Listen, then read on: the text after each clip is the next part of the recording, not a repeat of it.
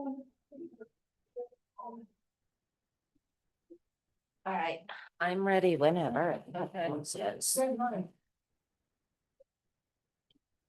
Oh, now there's people coming. Somebody turn off the music, wherever that's coming from. Yeah.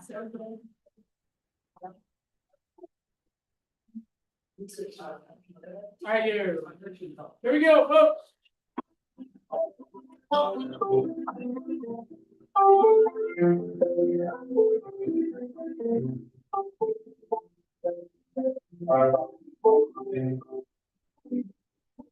we go.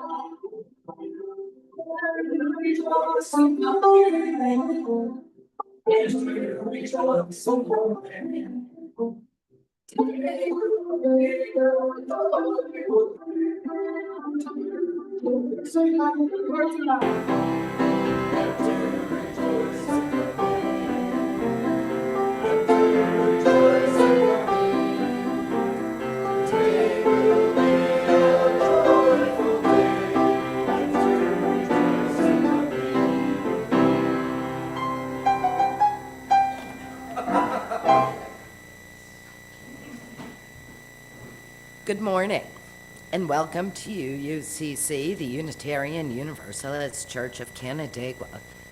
Thomas, my mic on? Okay. Usually it sounds louder around here. We are a group of spiritual free thinkers who gather to celebrate life, build community, and better the world.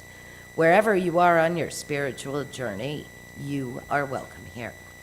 I'm Karen Alvarez, your worship associate for this morning, and our service will be led by Lynn Overgard. Welcome back, and thank you to Scott Wright for providing music for us for this summer. This service is also being live streamed to our YouTube channel. We plan to continue with hybrid worship services, so you can join us each week here in person, on Zoom, or later on YouTube. If this is your first visit, welcome. We invite you to sign the visitor's book in the entryway. And whether it's your first visit or your 1000th, we are glad you came. To help us better connect with our friends watching from home, please turn around and give a wave to the camera. At the end of the service, we will invite our friends on Zoom to turn on their cameras and return the wave. I have a few announcements to share with you today. If you have a joy or a sorrow to share, please fill out the card on or near your chair. We invite you to bring them forward and place them in the basket after Scott rings the chimes and begins to play. You can also come forward to drop a pebble in the water if you have a joy or sorrow that you prefer not to share. Please join us today after the service for our second Sunday potluck. Whether you brought a dish to share or not, you are welcome to stay. We always have more than enough. The Rochester area Unitarian Universalist churches are collectively registered together to march in the Rochester Pride Parade Saturday, July 19th. The parade starts at 11 a.m. on Science Parkway, located at the very south end of South Avenue. It proceeds north on South Avenue to Highland Avenue.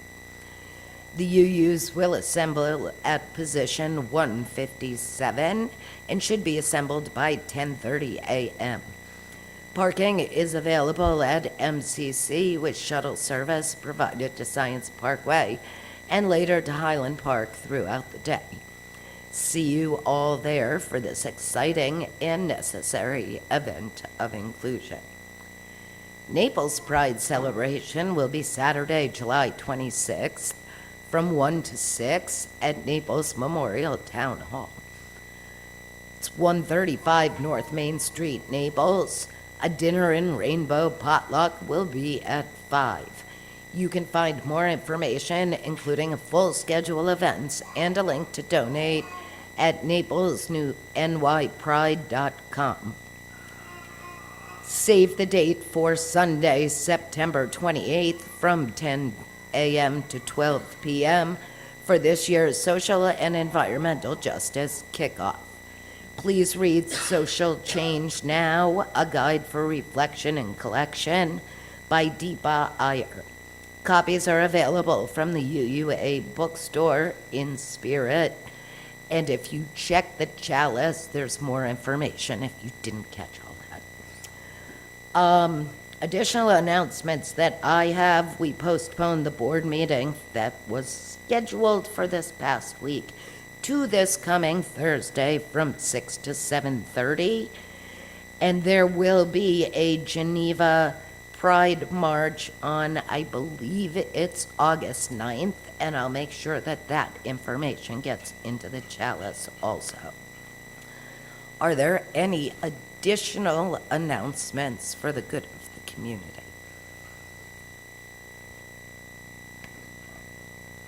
Excellent. As we prepare to be fully together, I remind you to silence your phones and devices. We now enter a space of worship. Please bring forward any joys or sorrows or come up to drop a pebble.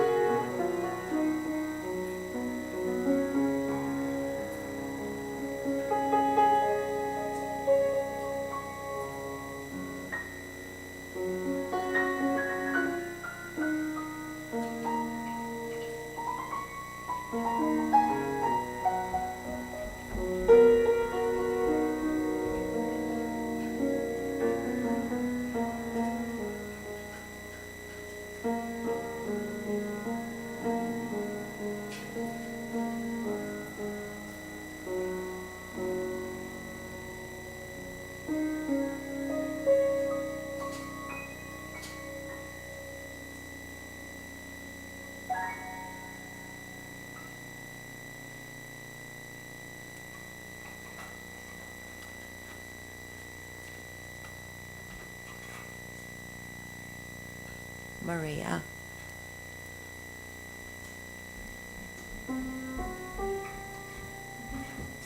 I invite you to join with me in our chalice lighting words as the flame is lit.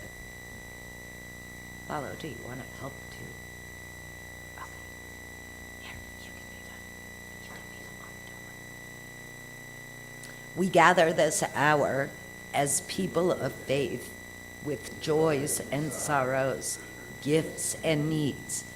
We light this beacon of hope, sign of our quest for truth and meaning in celebration of the life we share together.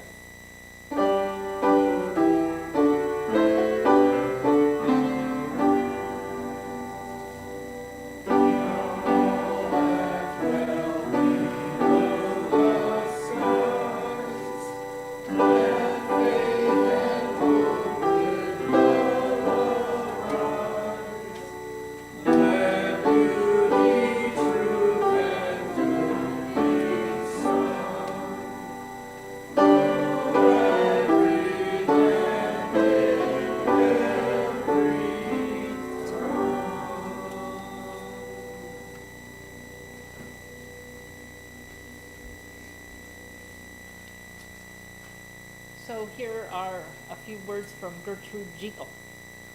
A garden is a grand teacher. It teaches patience and careful watchfulness. It teaches industry and thrift, and above all, it teaches entire trust. When I first thought about this sermon, I was mostly thinking of patience, because I think that lack of it is often a problem for beginning gardeners and not so beginning gardeners. But then I found a quote by Gertrude Jekyll, who was an English gardener. She lived from 1843 into 1932, and her thoughts on gardens and gardening are still relevant today. That quote made me think of trust as well.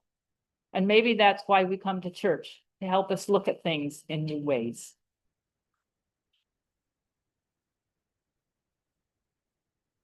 Yeah. Opening hymn is 175. And the title is We Celebrate the Web of Life.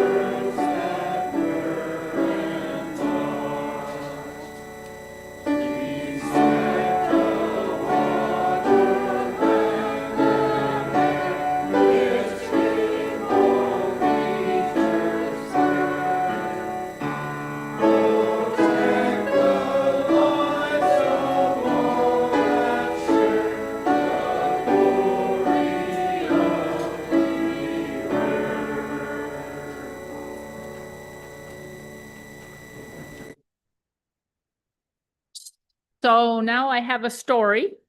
If anybody wants to come up and see the pictures closer, or you can stay back there if you want. And this story is called The Carrot Seed by Ruth Krauss. A little boy planted a carrot seed. His mother said, "I'm afraid it won't come up." His father said, "I'm afraid it won't come up." His big brother said, "It won't come up." Every day, the little boy pulled up the weeds around the seed and sprinkled the ground with water. But nothing came up. And nothing came up.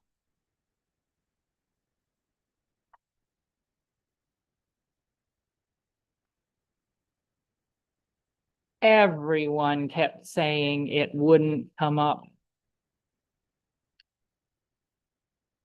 But he still pulled the weeds around it every day and sprinkled the ground with water. And then one day,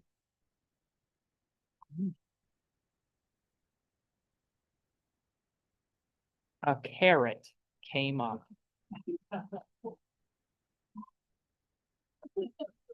Just as the little boy had known it would.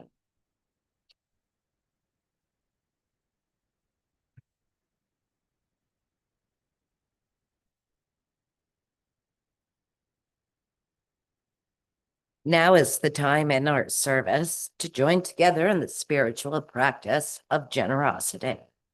Our gifts of both time and money support our church in its work.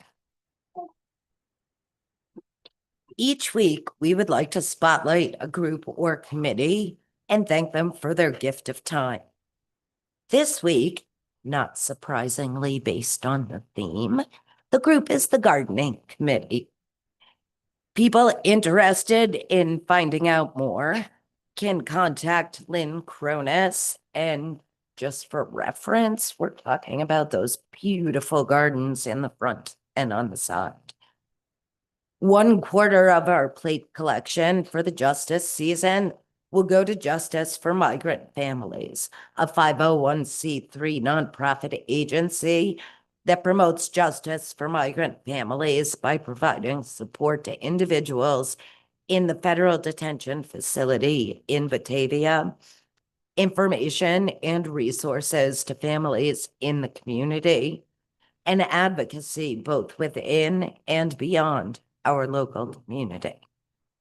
You can give to this morning's offering by placing cash or a check into the basket or by one of the options on your screen.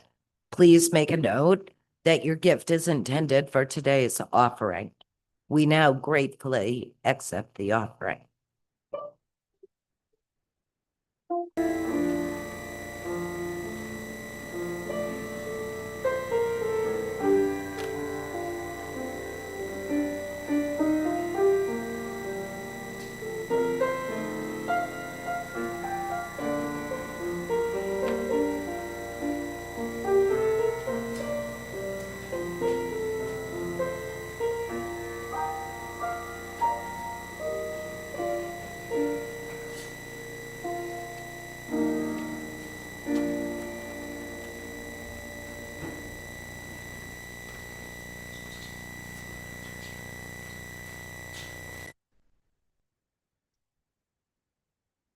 So for joys and sorrows today, running on with the gardening theme, a member says, "You make my heart lift when I come here and see the gardens." This one's mine. My thoughts are with the family and friends of my uncle who passed away earlier this week. And Nancy's sharing joy for a wonderful family reunion. Everybody who got here safe and got back home safe. And a special shout out for Maria on her birthday yesterday. So I will drop a pebble and please join with me. We are with.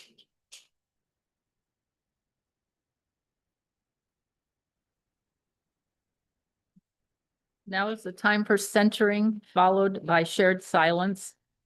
Of course, by shared silence, we mean the absence of grown-ups talking to one another. So let us get comfortable in our chair. And maybe the children among us would like to lie down right on the comfy rug. Looks like they already are.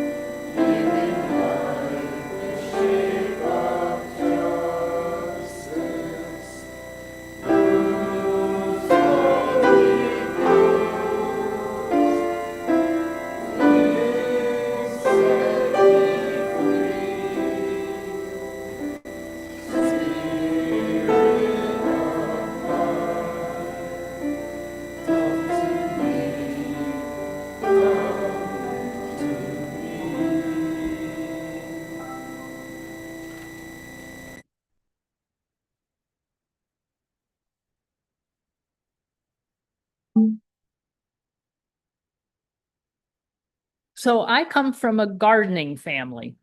My mother grew the vegetables and my dad the flowers. My dad was a botany professor.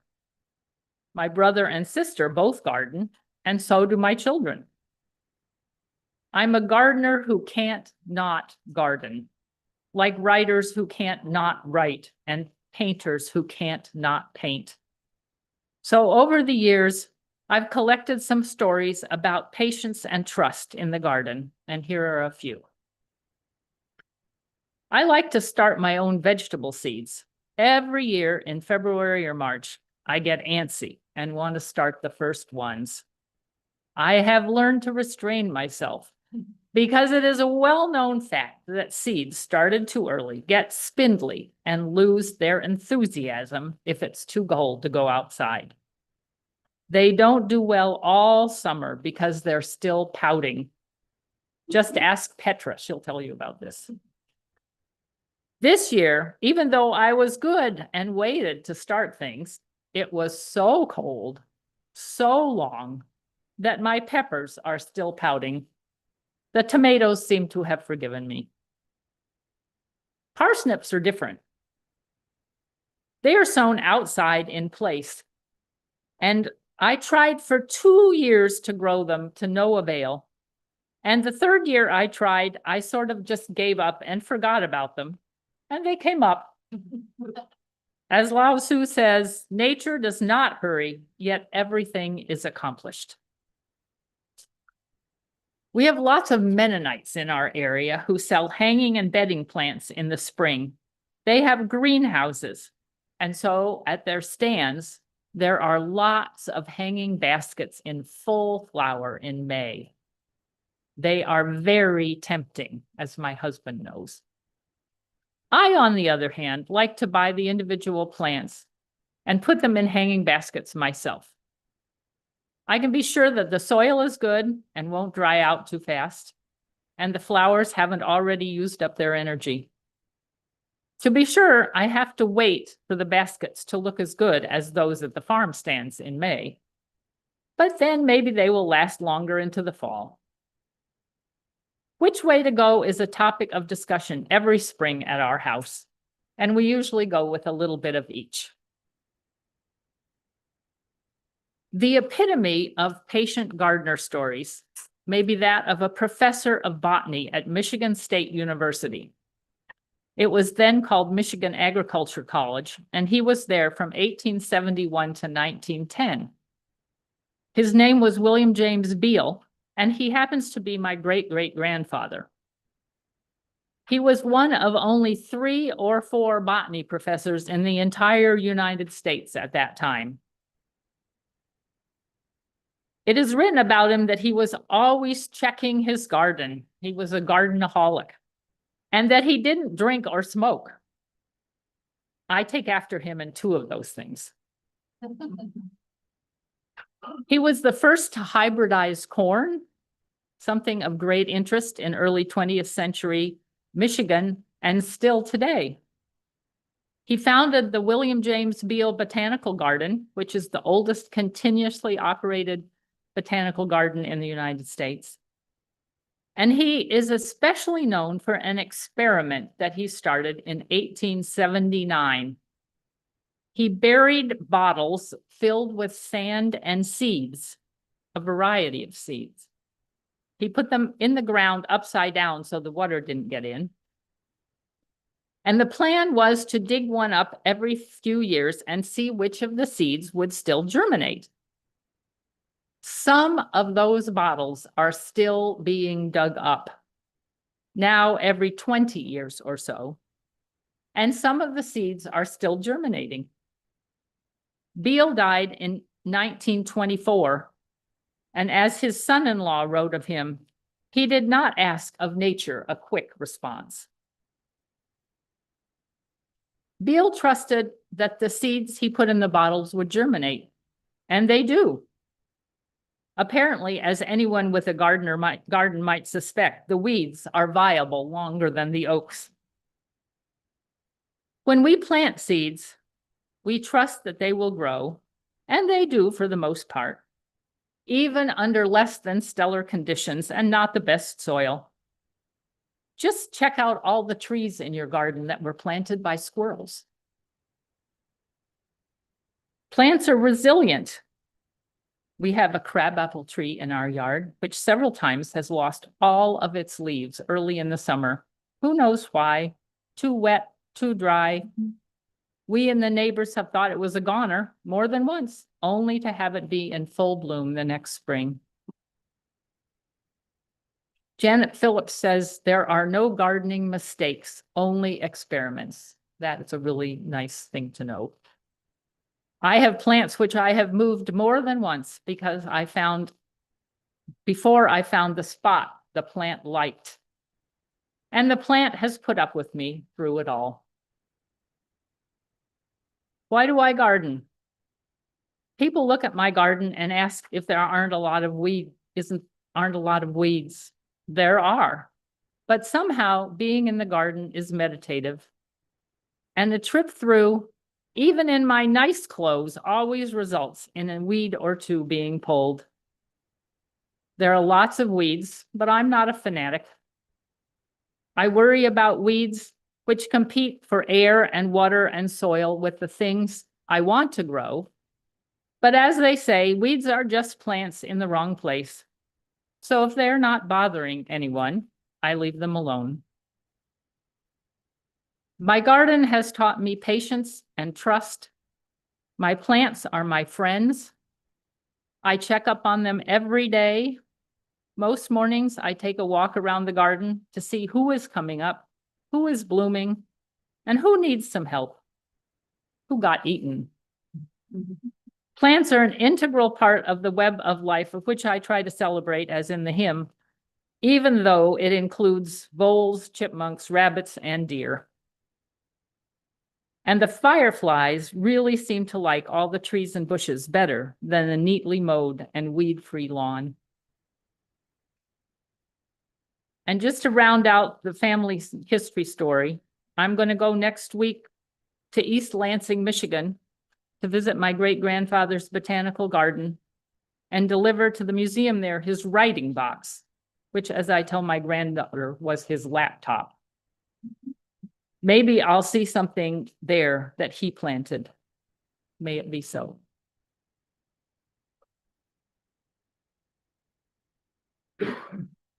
And now please rise in body or spirit and join as we sing the garden song. It's not in the hymnal, but the words should be on the screen.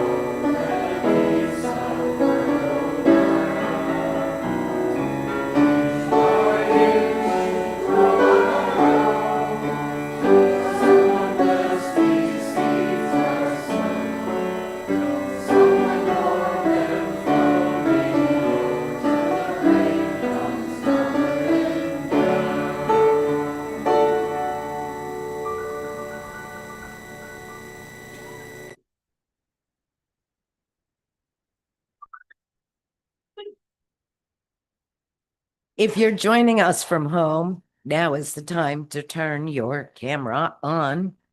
And please join me in our words for extinguishing the chalice.